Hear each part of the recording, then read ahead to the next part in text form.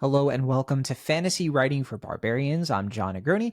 I'm a published fantasy author with over 10 years of experience as a professional writer and editor. And today on the show, we're going to take a look at a hopefully interesting prompt from somebody. I actually don't know what it is as usual, but we're going to read through it and give our best advice on all things fantasy writing. That's what we're here to do. Real quick though, just a little bit of shameless self-promo. I've been talking about my new short story that's out, and I now have the print version. So if you wanted to see it, it's right here. I have a link in the show notes if you want to check it out. But I wrote a story for this magazine. This magazine is the International Human Rights Art Movement, IHRAM Press. And yeah, this is called The Evolving Gaze. It's a literary journal. My story is called Men Who Are Strong. It's on page, I think, 63, I want to say. 63. There it is right here. So yeah, it's really cool to see. There's nothing like being able to hold something that you wrote on print. And so very happy about that. And yeah, if you're interested, check it out. It's a literary thing, of course, though. And so if you're not interested in literary, I totally understand, no problem. But okay, on to today's prompt. As usual, this comes to us from our wonderful producer, Natalia Emmons. And Natalia sent me something here. I'm going to look at it for the first time. Let's bring it up now. I'm curious what this one's going to be. Here we go. Okay, so this comes to us from username Warlock NHYO. Okay, I like warlocks, that's for sure. Okay, so Warlock writes, I, male, 19, have always liked to create stories in my head ever since I was younger. Ooh, me, John Negroni, I can relate. Some people suggested to me that maybe I should put that into a book. So I have thought about writing a book ever since last year. I've been developing the magic system, creating characters, I've tried creating a story, and I have a few things in mind. I even thought about how the beginning should go. While I was thinking about how to continue developing the story, I saw that most people read tons of books before writing one. The thing is that I haven't read many books, only a few Star Wars ones. I usually play games or watched a few anime.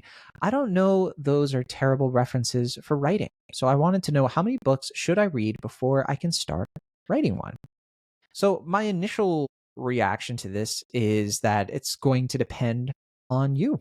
This isn't necessarily something that we're going to be able to know for you, right? Because part of this is, how many books have you read, right? So kind of making it sound like they haven't read a ton, maybe, or maybe they haven't read much recently. I'm not sure. But yeah, this is one of those things that it's going to vary from person to person. There are some people who don't read a ton of books, but are still able to write decently well. And I think the way I want to start at this, to be honest, is that I do like where their head is at in this question. Like, I'm glad they asked this, because they're already doing something that a lot of people in this space don't do. They are imagining their stories at a very early stage and trying to shape them into something real. A lot of people, unfortunately, try to just sort of take a couple of nuggets of an idea of maybe like, oh, what if people had laser arms or something? And they don't really think about the story itself. They just kind of think about, like, I think this kind of fantasy thing would be cool, and I watched Game of Thrones or something, so I bet I could do that. That's usually what kind of the knee-jerk thing is, but I do see a little bit of a spark for this person, that this is something that seems to be very passionate or something ingrained in them. And that's something, honestly, that you can't teach. It's something that you either have, or, maybe you don't have it, but you could have it someday. Maybe you don't have it yet. So yeah, that curiosity, that kind of like that joy maybe that's coming through in terms of world building, the sense of what if, is always the those are ingredients, right, to real storytelling. But there are also things that you have to nurture as a writer. So first things first, I would say take a breath. You're already doing better than you think. So on to the question itself: how many books should you read before you start writing one? So I think the short answer to this is as many as you can. That's the answer to me. The real answer maybe is a little bit more nuanced, but I mean, my general opinion here is that you don't have to wait until you've read 100 books to start writing one. People who say that you need to read, for example, 1,000 books, before writing, I think a lot of those folks, albeit maybe some of them have really good intentions, I think a lot of them can be projecting a little. They're projecting their own learning style onto other people, and that might not be the best fit for them. Every learning style, every person is different. And yeah, it helps to read widely. It really does. It helps a lot. It doesn't hurt. But you shouldn't treat reading like it's a driver's license that you have to take a test for or something. It doesn't need to feel like homework or gatekeeping before you're allowed to create something of your own. I don't think that that's healthy. I think that in this case, you're not applying for permission.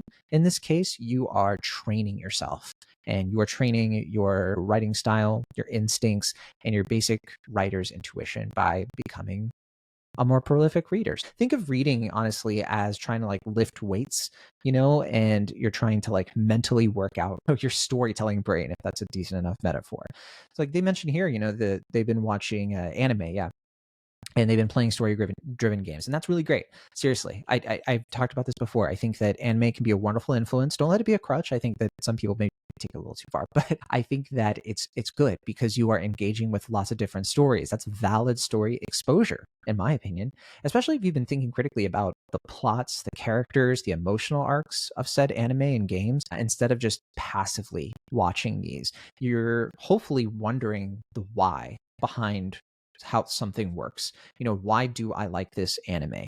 Why is The Last of Us or Final Fantasy or Persona, like, why are these stories so good? What makes them so deeply structured? How do they work? How did this emotional payoff I just had with this story, how did that happen? And then how can I replicate that? In terms of anime, I know a lot of people love Full Metal Alchemist. I'm not a big fan of it. I've tried to give it a shot, but I know a lot of people talk about Full Metal Alchemist this way. And they talk about Attack on Titan this way. I never finished Attack on Titan. I'm a terrible anime fan, clearly. Made in Abyss is another good example. I'm just going to rattle off all the anime that I haven't finished. But these are widely praised as great anime in terms of world building and how their pacing is really good. Their character stakes are always on point. And in some ways can rival or even exceed a lot of great fantasy novels. So again, valid story exposure. You shouldn't feel guilty at all for, engaging with those kinds of stories and treating them as training, like I said before, for your storytelling brain. I think in this case, like, to me, it's not that you're missing a bunch of books to read. You're not missing creativity.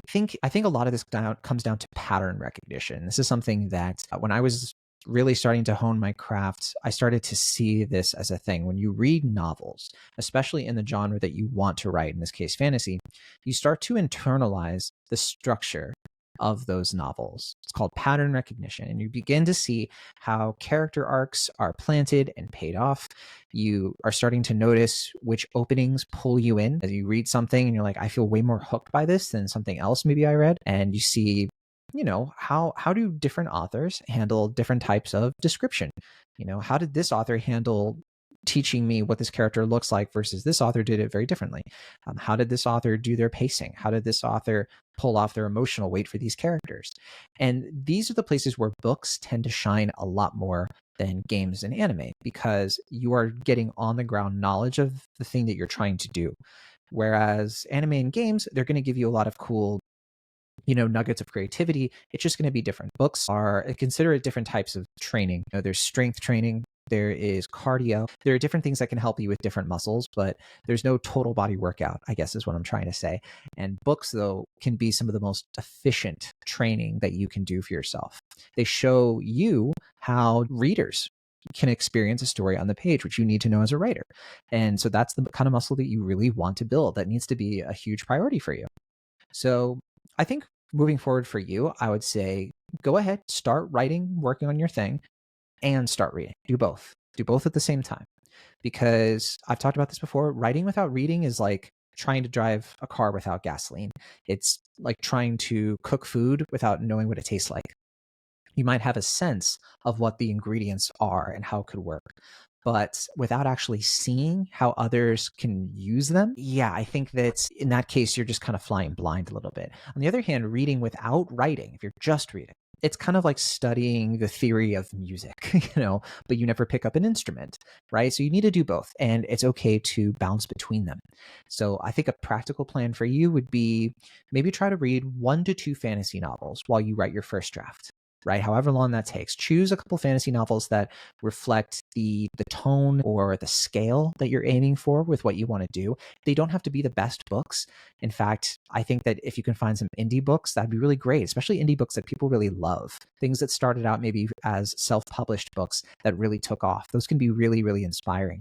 And you can look at the reviews of those books and see, okay, why did this book resonate with so many people? What was it about this book that hit a nerve for folks? And I would also say at the same time, try not to study these books too hard. Okay.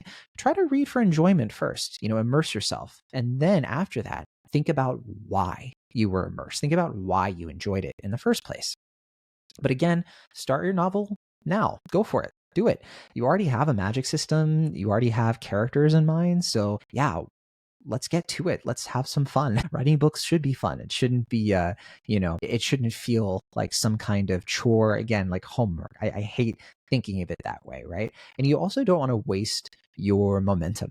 You want to start with the scenes that you're most excited to write. You don't have to do everything in order too if you don't want to. You can just get some words down and start to practice and do all of that. Now, of course, my usual advice applies here, which for me, I think that there is a type of way to outline, even for discovery writers, that can be super helpful for this sort of thing. So you aren't just, go without actually doing some proper planning and preparation.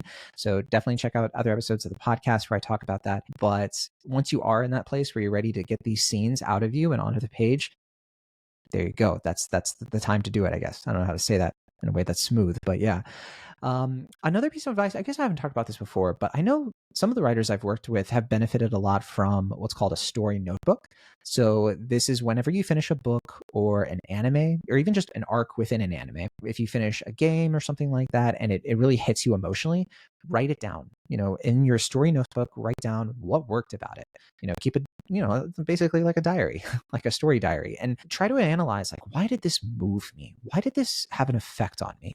Right? And how did it build to that moment? Keeping track of these patterns and all that, it's going to help train your writer brain. And it's going to get easier as you go. Over time, you're not going to have to think about this stuff as hard. It's just going to start to become second nature to you, which is great. But it's not going to happen overnight, right? It's sort of the idea of like, oh, I could, at a certain point you can run a marathon, but what are the steps to get to a place where you can run that marathon? There are a lot of tedious things you have to do, but it does get, I don't want to say easier as you go, but it does start to get a little bit more accessible, digestible as you go. It starts to feel real. It starts to feel like, oh, I can do this. It's going to be a challenge, but I can do this. I see the path. And as always, I'm going to recommend, because I always do, try to use short stories, to level yourself up fast. I talk about this all the time, but your brain needs reps, if we're going to stick with the working out metaphor. And writing a novel is a marathon. It's slow. It takes a long time, but short stories, whether they're set in your world or totally unrelated, these are great ways to practice structure, tone, dialogue, pacing, actually the ending, and getting a little bit of experience with that. That's one of the best things about short stories. There's two things about short stories that are great. One is that you can experiment with genre without committing to a whole novel. If you're like, could I write a horror novel? I don't know. Maybe I should write a couple of horror short stories and see if I enjoy it. And it's less pressure of like, oh, I have to write a whole horror novel and I have to plan the story and I have to, am I going to have time for this? No. Just try to do a short story, which can be a lot easier, a couple of days of work to get the first draft and all that. And then the other thing that's great about short stories, and this even more relevant to this, is that it helps train you on writing aspects of a story that typically you don't work on when you're writing the novel. When we work on novels, we typically spend most of, like, the majority of our time on the beginning, the first act, because we usually write in order, right? But then people have a harder time with the second, with the second act or the middle and the ending, because they just don't have as much experience, getting to that point. A lot of novels are abandoned after about 10,000 words or so. So short stories are pretty helpful just in showing you and instructing yourself, training yourself on writing a complete story with a beginning, middle, end. And it's less pressure, and it helps you experiment with prose and kind of see, what you like about writing prose and what you're good at and all that good stuff. And yeah, I mean, it's easier to write 10 short stories than one great novel. That's just a fact. And I shouldn't say a fact, sorry, but for most people, it's going to be easier. And I think that you're going to, again, it's going to be more efficient. You're going to learn more per page by doing that, in my opinion, at least, and by my experience. In terms of your skill, I'd say that I think some people think that writing itself is about talent, like inherent talent. And I don't think that that's right. I think that it's about skill. Skill is something you earn for yourself. It's built. Writing is construction. It is a bunch of choices that are layered on top of other choices. The truth is that your early work, it's not going to be as good as you want it to be, but that doesn't necessarily mean, first of all, that's going to be bad or that you should be content with it being bad, but it's just something you need to have, like a healthy reality of, and a healthy self-awareness that you're not going to be able to do 10 amazing push-ups the first time. But after some practice, then maybe you can do 20 great push-ups. That's the difference. And it doesn't mean that you as a person or a writer are inherently flawed. It just means you're at a different developmental stage and you have to put some work in to progress. Treat it like a video game if you want to. Like there's leveling up, there's experience points, and it kind of applies here in a sort of nerdy way for me to put it that way. And yeah, the only way to get better is to write your way through the bad stuff and analyze why something isn't working. And again, cannot stress this enough. I do not like it when people are like, your first novel is always going to suck, so just write it and don't. No. You need to really pay attention to the things you're struggling with. Don't just be like, well, if I write one novel, it'll suck, but in the second novel, it'll be automatically better because I wrote that first novel. No, that's like saying that like I shot hoops for every day, but like my form was completely wrong, but I practiced throwing a basketball 10,000 times. That means I'm going to get better naturally. No, practice does not make perfect, but the right kind of practice can. If you just practice the wrong way over and over again, you're going to get the same result. But if you are writing and you're like, this isn't quite working, there needs to be a meticulous understanding of like, how am I writing this? What am I doing that is wrong? And again, reading books is going to help you with that too. Reading books is going to show you, okay, this book is doing this correctly, this book isn't, and all that. So, and honestly, no book that you read is going to teach you exactly how to write your story, right? They're going to show you, books are going to show you what's possible. They're going to reveal the paths that you can take, that others have taken, so that you can decide, when am I going to follow that trail? When am I going to blaze my own trail and all of that stuff? But your story is going to be yours. It's going to be very, very personal to you. So I guess other than that, I'd say don't write in a vacuum. I think that's pretty important. Try to share your work as you go. Get feedback from people you trust, like beta readers, writing groups, the typical thing. And it'll be tricky when you're first starting out because sometimes people are not good at giving critique. So it can take a little bit of time to find your people in this sense. But once you find them, it's a great thing. Keep working on your revisions. The first draft is going to be a lot of discovery for you. The second draft is really going to be where the storytelling evolves, and then the third draft is going to be where you can finally craft everything in the way that's really going to start singing. In terms of the book itself, or in terms of like learning through other books, try to do more than don't just study the stories themselves, and that includes like anime and stuff. Study scenes. Okay, read one chapter of a book and reverse engineer what that chapter is doing. How many scenes are in this chapter and what is each scene doing? Is it introducing character? Is it building tension? Is it revealing the stakes?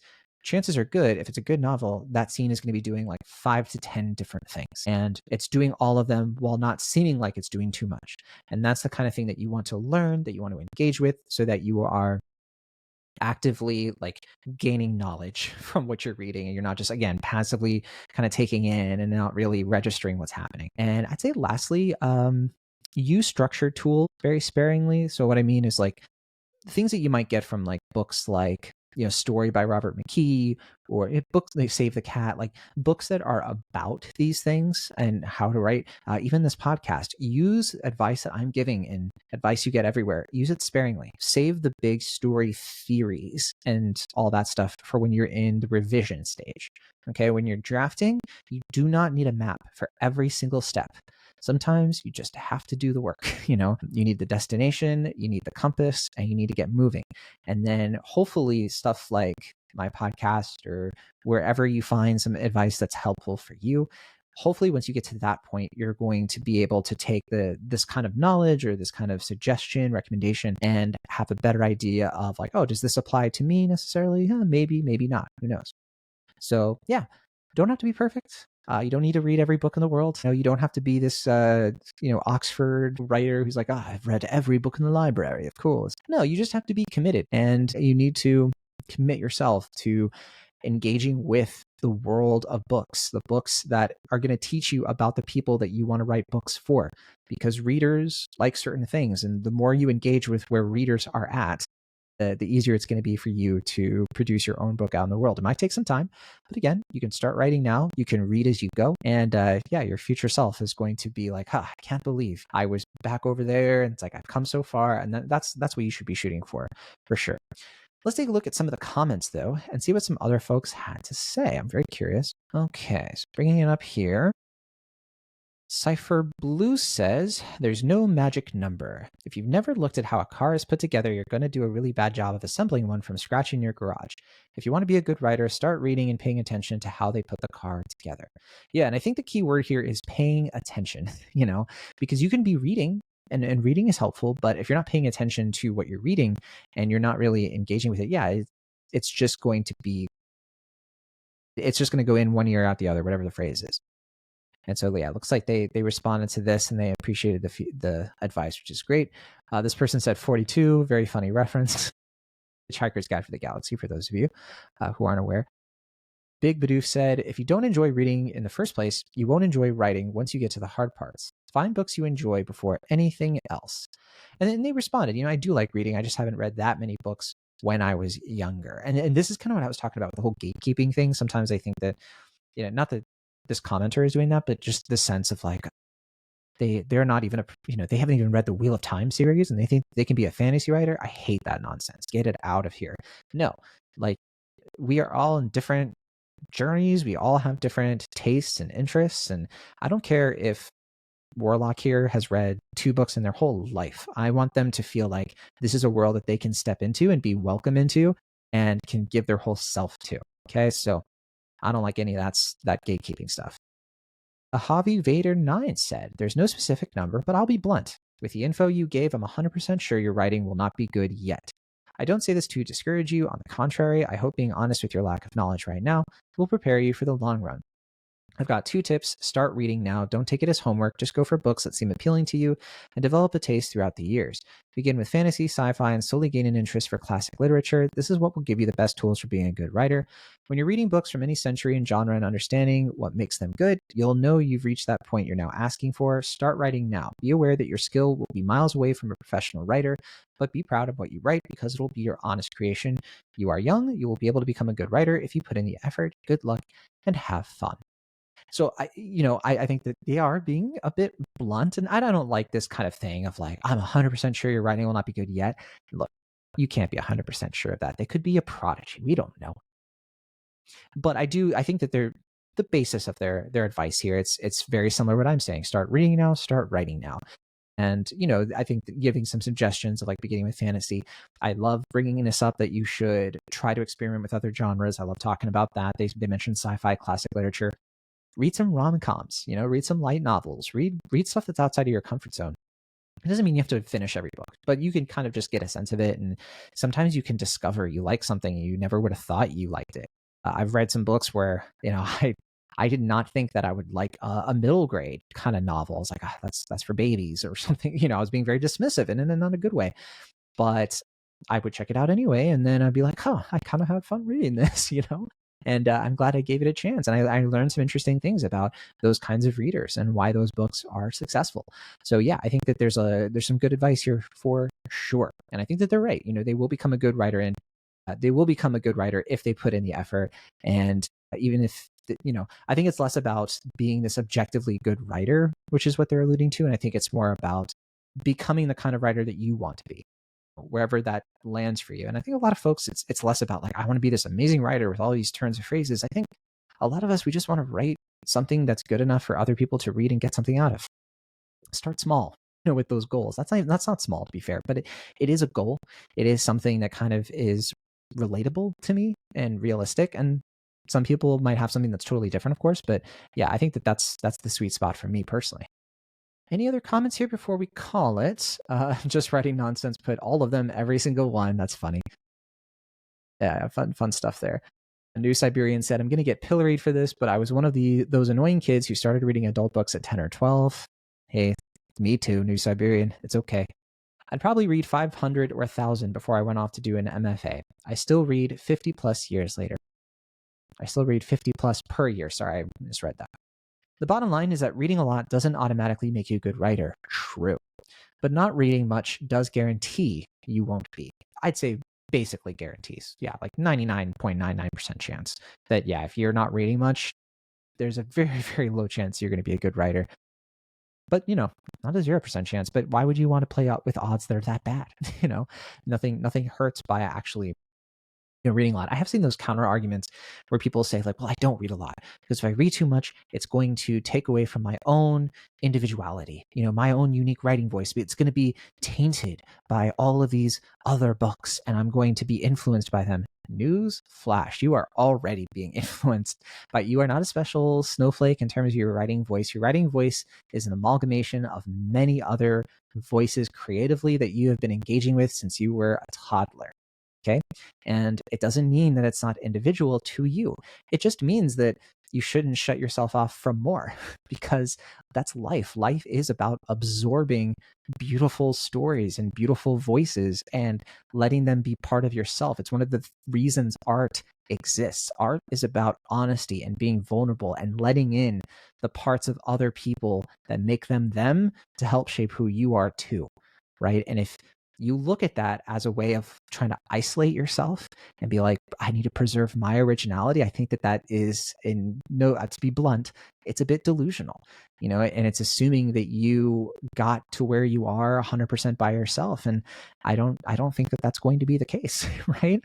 You absolutely can learn from others and your voice only benefits from engaging with the wider world out there, not just reading books and watching the animes and watching art house movies that seem boring maybe, but also traveling the world as much as you can. I know it's tough, but financially, but being able to go to new places, even walking around your neighborhood and talking to neighbors you don't know the name of, putting yourself out there, all of these things help to evolve you as a person, and they just make your writing experience all the more beautiful, because another aspect of writing is being an observer and paying attention to the world around you. And so adding books to the mix and reading those books, that's part of being an observer. You are observing the words and the worlds of another person.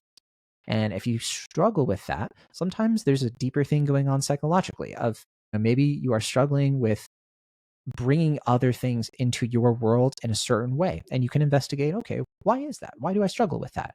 Why am I having a hard time paying attention to this thing? And, that can be a nice little opportunity for self-discovery, actually, if you're open to it, right? And yeah, no pressure, of course. Try to take things slow if you can. Oback17 wrote, it's not a first this, then that situation. Reading will absolutely help you learn about writing, but reading 1,000 books won't make you a master at the craft. You should be writing and reading all the time, applying what you learn while reading to your writing, then practicing your writing until you start to notice new things in your reading. They complement each other. Yeah, I think this is a great way to end it. Yeah, a lot of these comments are great. I think a lot of folks are giving Warlock some awesome advice, and I'm just glad that I could hopefully add to it. So, but I guess that should do it for today's episode of Fantasy Writing for Barbarians. Thanks so much for listening or watching, depending on if you are listening to the podcast or watching the YouTube. But yeah, hopefully going to be back soon for another episode. Not sure if we have anything special coming up. I'll have to chat with the producers, but yeah, it's been fun getting back from travels and everything like that. Thanks again to everybody who has sent out some nice congratulations on the new stuff that I have coming out, and hoping to get some new podcast episodes coming out too. I think we are going to have a backlog at this point based on Natalia Emmons telling me like, we got a lot of stuff, but yeah, I'm excited. Sometimes I wonder, I'm like, do we have enough topics? Like, I feel like we've covered so many things, and Natalia's like, no, we have so many questions, so many wonderful things coming in from folks who want to improve their craft. So I'm personally excited to get into it. But thanks so much for listening to the show. See y'all in the next one, and be sure to keep on writing and reading if that's what you feel like doing.